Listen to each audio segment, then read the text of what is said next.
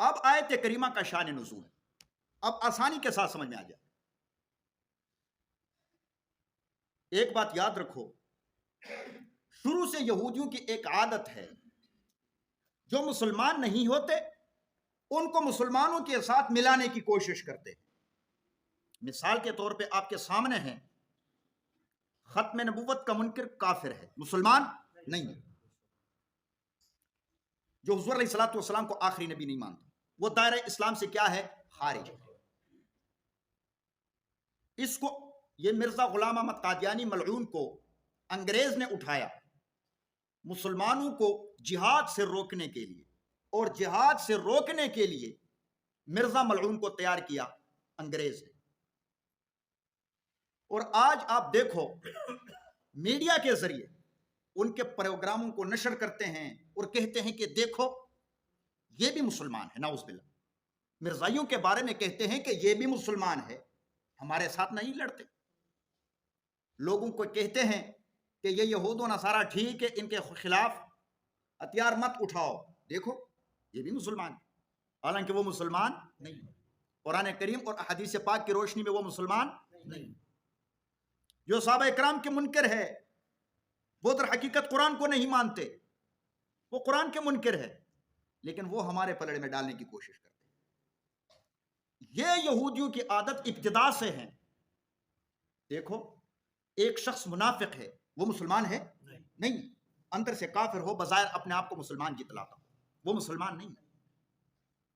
یہودی اس وقت بھی یہ کوشش کرتے تھے کہ یہ منافقوں کو مسلمان جتلاتے تھے، لوگوں کو کہتے تھے کہ دیکھو یہ مسلمان، وہ تو منافق تھے۔ مسلمانوں کے ذہن میں یہ بات ڈالنے کے لیے کہ نعوذ باللہ اسلام سے نفرت کر جائے، مسلمانوں کو، عام مسلمانوں کو علماء کرام سے اور دینی طبقات سے دور رکھنے کے لیے آج بھی مرزائیت کو یہود و نصارہ فروغ دے رہے ہیں، تاکہ یہ لوگ علماء سے کیا کرنا شروع کر دے؟ نفرت شروع کر دے، علماء کے قریب نہ جائے۔ تو دیکھو یہ واقعہ آپ نے سنا، ایک یہودی اور منافق، بظاہر مسلمان تھا کیا؟ منافق، مسلمان نہیں تھا۔ حضور علیہ الصلوۃ والسلام کے پاس گئے، انہوں نے فیصلہ سنا دیا، کس کے حق میں؟ یہودی کے حق میں فیصلہ دیا۔ پھر یہ دونوں گئے کس کے پاس؟ حضرت عمر فاروق رضی اللہ تعالیٰ عنہ کے پاس۔ کس کے کہنے پہ؟ منافق کے کہنے پہ۔ وہاں حضرت عمر فاروق رضی اللہ تعالیٰ عنہ نے منافق کو کیا کر دیا؟ ٹھنڈا کر دیا، اس کی گردن اڑا دی۔ تو اللہ تعالیٰ نے وہ آیت نازل فرما دی کہ یہ منافق ہے، ایسے سب کچھ آپ نے سن لیا۔ مدینہ منورہ میں جب یہ بات مشہور ہوئی تو یہودیوں نے ایک پروپیگنڈا برپا کر دیا، منافقین کو مسلمانوں کے پلڑے میں ڈالنے کی کوشش کی، اسلام کو نقصان پہنچانے کے لیے، عام مسلمانوں کے عقائد کو کمزور کرنے کے لیے ایک اعتراض اٹھا دیا۔ کیا؟ کہ دیکھو یہ کس طرح مسلمان ہے، کہتے ہیں کہ محمد صلی اللہ علیہ وسلم ہمارے پیغمبر ہے، اس کی بات مانتے ہی نہیں۔ دیکھو فیصلہ اس کے پاس نہیں لے جا رہے تھے، کس یہودی کے پاس جا رہے تھے، پھر وہاں سے اپنے پیغمبر کے پاس آئے، پھر وہی مسلمان تھا، مسلمان نہیں مان رہا تھا، حالانکہ منافق نہیں مان رہا تھا۔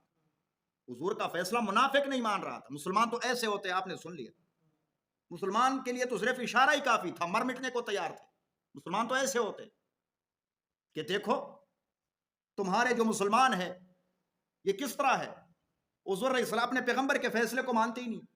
پھر عمر رضی اللہ عنہ کے پاس گئے، پھر اس طرح قتل و اس طرح افواہ پھیلا دی۔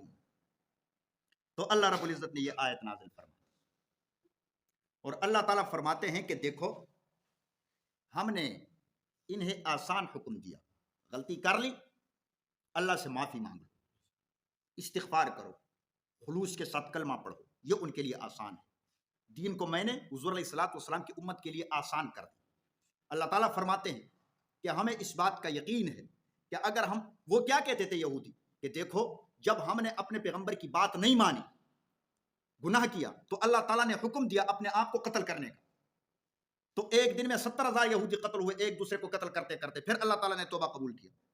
اگر ان کو اس طرح حکم دیا جاتا تو پھر یہ کیا کرتے؟ تو اللہ تعالیٰ نے یہ آیت نازل فرما دی۔ تو اللہ تعالیٰ فرماتے ہیں کہ یہ کمزور ہے۔ باقی رہی یہ بات، جو نہیں مانتے وہ مسلمان ہے ہی نہیں، جو پکا اور سچا مسلمان ہوگا وہ تو ضرور مانے گا۔ باقی انشاءاللہ کل گفتگو ہوگی۔ اللہ تعالیٰ عمل کرنے کی